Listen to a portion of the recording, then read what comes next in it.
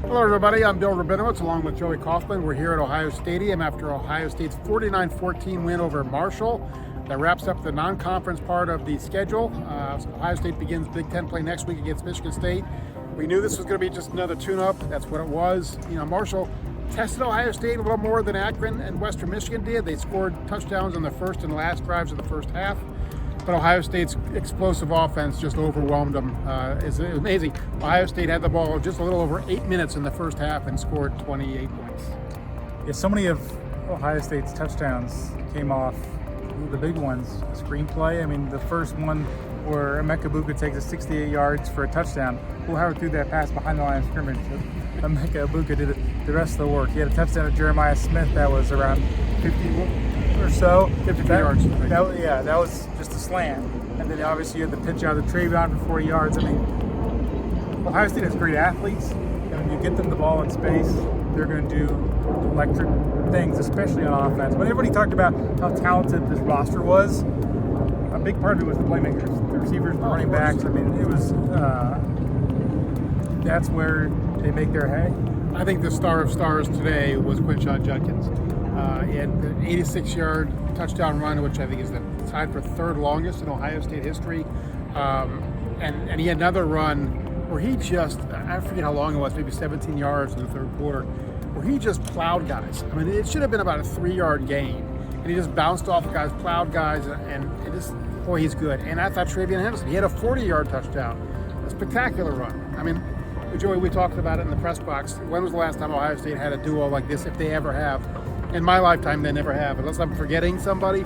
I mean, J.K. Dobbins and Mike Weber were pretty good. I mean, J.K. Dobbins obviously is a great pro. But 2,000-yard rusher. Yeah, I mean, these two guys as a duo. Yeah. As a duo. I'm not saying that either one of these guys is better than the Dobbinses or the Archie Griffins or the Eddie Georges or those guys. But as a duo, I can't imagine Ohio State.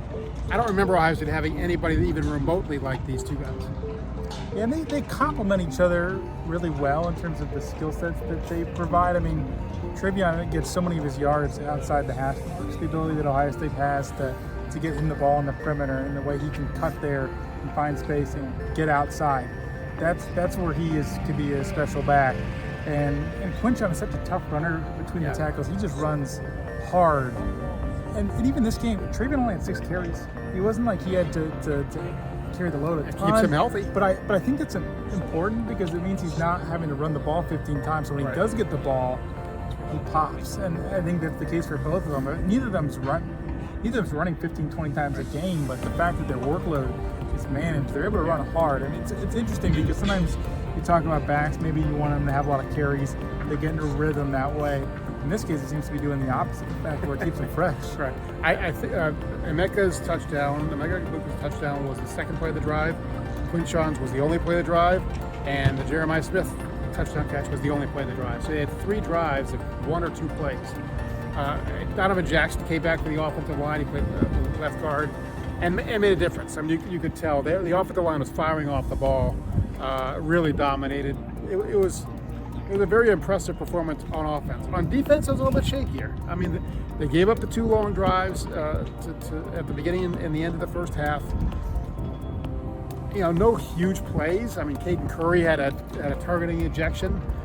Good thing it happened in the end of the first half and not the beginning of the second half because he's not going to have to miss any time against Michigan State.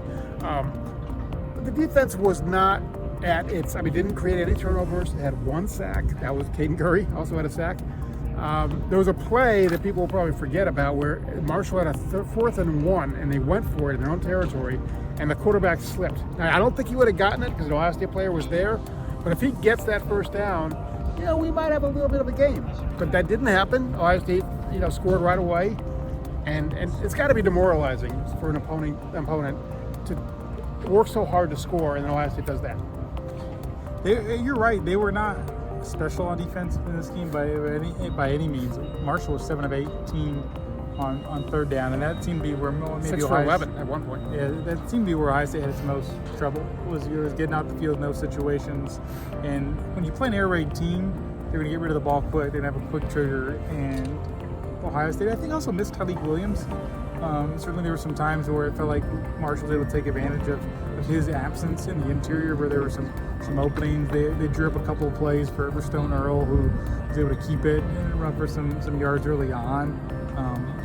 Maybe if Tyleek's there, he's a little savvier up front and can close some of those gaps. Yeah. And I don't think Ryan Day was especially encouraging about his status. He said he was only day-to-day and he couldn't give any sort of update on Tyleek Williams. With the way he talked about Cody Simon and Donovan Jackson in previous weeks, he sort of went out of his way to mention that they were available, or they could have played, or they were close. He didn't really do that this game. From our eye, there was no cast or anything, or sling or anything bodily that would tell you that Tyleek is going to be out for a length of time. But just the way they talked about it, I thought was interesting.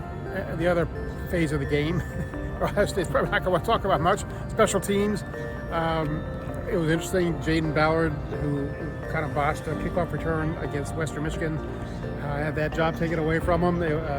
Brandon Innes was the kickoff returner, normally a punt returner, and as a punt returner, he muffed a fair catch.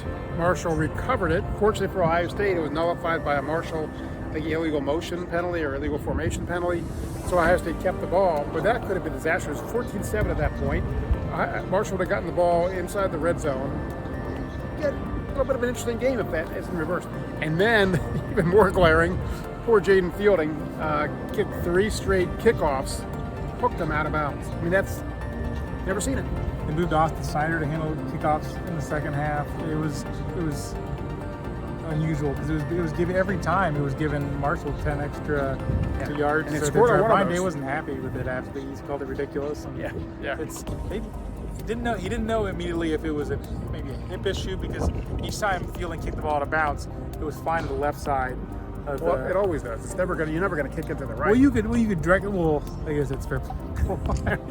But it felt like the same. That I'd like same to see. area. I'd like to see that. I'd like to see somebody slice a Maybe kickoff you were like for a right-hander, right so footer. I was thinking about a baseball player hitting it. It fouled to the left field or the right field, I guess. But If the biggest problem you've got is that your kicker is kicking kickoffs out of bounds, you got a pretty good team. And through 3 games, this is a really good team.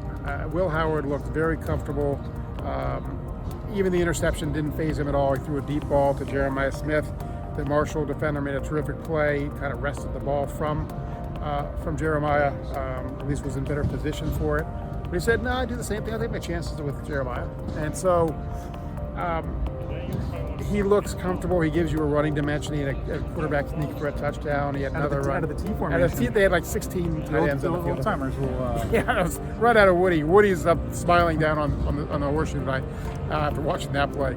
So look, this is a very multi-dimensional offense. It can beat you in a lot of ways. If you're a defensive coordinator, where do you go to say, we got to stop this guy? You just try to stop the running backs. You got those 3 stud receivers. You know,